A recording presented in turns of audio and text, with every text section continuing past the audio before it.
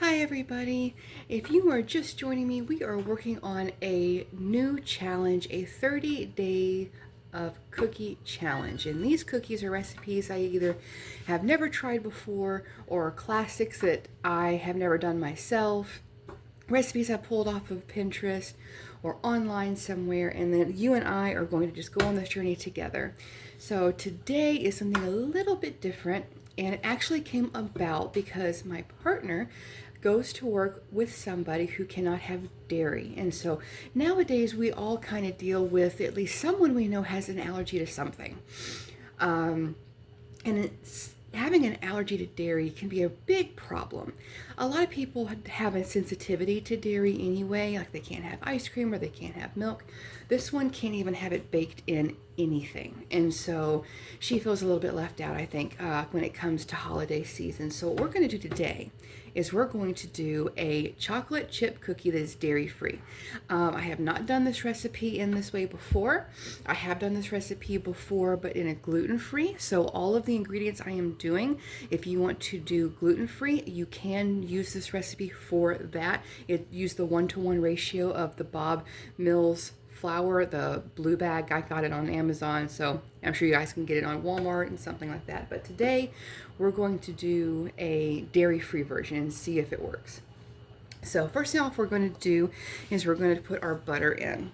Now the butter I could find was this Country Crock plant butter with olive oil. This is completely dairy-free. I found it at Walmart, so it is possible. And also this butter is exactly the same price as regular butter, so cost-wise it wasn't a big deal. So I've left this out and it is soft, and so we're going to add that to our mixer. I really hope this works. She's going to be so excited if it does. So that goes into our mixer, and to that 1 stick of butter we're going to add 1/2 cup of regular sugar and 1/4 cup of brown sugar. And we're going to give that a good spin in the mixer.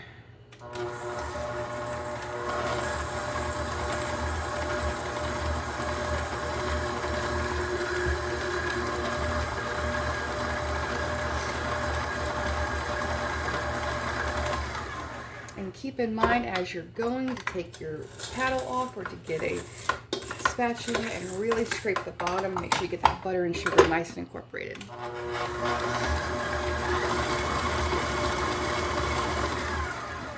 Alrighty, now that that's incorporated, you're going to take 1 large egg. You're going to add that to it. There we are. And get that mixing.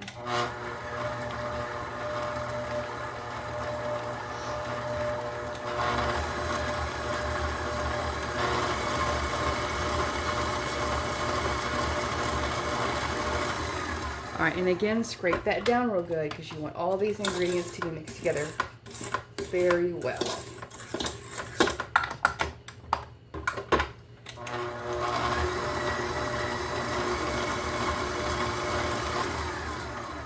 All right, and to this, we're going to add 1 teaspoon of vanilla extract. There we are. We're going to add 1 teaspoon of salt.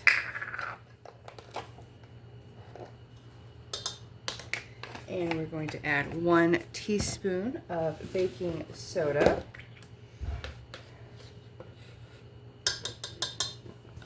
All right. And the last ingredient we need is 1 1/8 cup of all-purpose flour. Now, if you don't have 1/8 cup, that's fine. Just use 2 tablespoons. It's the same thing, which is exactly what I did. And we're going to get that added in there. And that's really all it is. We're going to get that mixed up real good.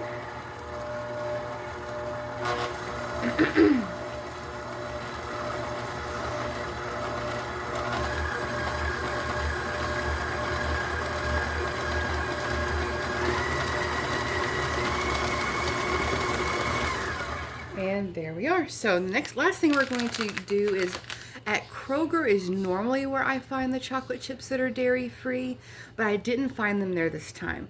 I could only find anything close at Walmart, and it is this Enjoy Life brand, and I can only find the minis, so I don't think she's going to care.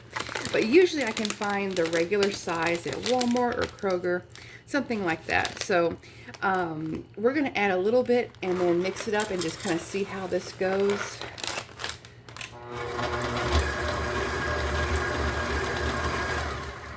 Just a little bit more. And add as many as you like. What I'm going to do, there we go. I added just enough to where you guys can see there's just kind of specks throughout. And I'm going to pull this out and grab a spatula. Push this back. Start scraping down our paddle here. This recipe, I do freeze them. You can freeze this recipe overnight. You can at least freeze these up to about 30 to 45 minutes. You just want to be able to tap them and they don't give any, and then you can bake them. One of my favorite things to do is to get a bunch of cookie dough made up in the freezer, and then when a good holiday comes along, go ahead and pop some in the oven, and you automatically, really quickly have some wonderful homemade chocolate chip cookies. So what I'm going to do is I'm going to grab a small sheet pan, a piece of wax paper, and a cookie scoop, and we're going to get to scooping. So I'll be right back. All right, I got my sheet pan, so I'm going to scooch this over, bring this over here, and I'm going to start scooping out our cookies and see how many we get. Something I do want to mention, when you are working with allergies, if you have someone who is severely allergic to something, be prepared before you go into making something for somebody, because as good of intentions as you can have, you don't want to hurt someone in the process. So people who have a severe gluten allergy like celiac disease or anything like that, be very careful of how you handle your products. My shop is not celiac disease friendly because there's gluten in the air. My countertops might have flour on them as in between baking. So today what I have done is I've cleaned my counters down. I have made sure I used ingredients only for her. I haven't double dipped in anything. This is all fresh, all brand new, and I haven't made anything else today that would have dairy in it. I have nothing on the table that would have dairy in it, nothing. And so being very, very careful. So people with celiac disease especially, some people use bread to keep cookies nice and soft, or brown sugar nice and soft. That's cross-contamination. So just be very careful and very mindful about what you're using. This day and age, people are like, well, those things don't really exist. They're making it up. No, this is really real, and people can end up hurt. So very, very careful about what we do and what we offer to people whenever we're doing that. But as long as you're very careful and you're paying attention, some good intentions can go a long way whenever you're trying to think of other people. So what we're going to do is we're going to scoop these out on a piece of wax paper and see how many we get. And again, I will post all of these ingredients in the link below, or in the description below, as well as my other cookies that I have done. I have done 3 so far. And so you can bake along with me. Let me know your results. If you guys have cookie recipes that you have, let me know. I would love to be able to try some new ones, even if they don't make it in my 30 Days of Cookies challenge. I can always do them later and do a post on it. So definitely leave me a comment. Just remember to be kind. We're all human.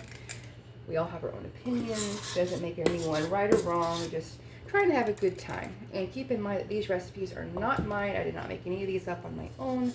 All I have done is taken these recipes and I am making them with you guys on here as an experience and to have some fun for the holidays. I'm sure, oops, there we go. And so you can handle these. They're just a little sticky and you want to be careful if you need to move them around. But we're getting quite a few. Like I've said on some of my other videos, I really, really like recipes that at least give me 12. 24 is a fantastic number for me, especially since I do run a shop and I do offer to make things for people at a price. And so to be able to get 24. That's kind of a nice size box that I like to offer. When you get down to the bottom, you're going to see this, and this right here doesn't have a lot of chocolate chips in it. So what we're going to do is we're going to put that back in the bowl, and I'm going to add a handful, about this many, and just mix that in. You want plenty of chocolate chips in each cookie if you can get that. And scrape that bowl down really, really good, because you never know when you're going to get an extra cookie out of what's left on the side of the bowl. See, that's already a little bit better. You may add a little bit more here in a minute. We'll see how it looks. Well, it looks like we're going to be okay. And there we go. Okay. For this recipe, I ended up with 12, 18, 20. So we're pretty close on the 24 side. So what we're going to do with this is we're going to set this aside and this aside. And we're going to take some chocolate chips in our hand. This is easier to do with the bigger ones, but we're just going to throw some on top. These are going to get pretty and melty and just gorgeous, and add that little extra prettiness when it comes to our presentation.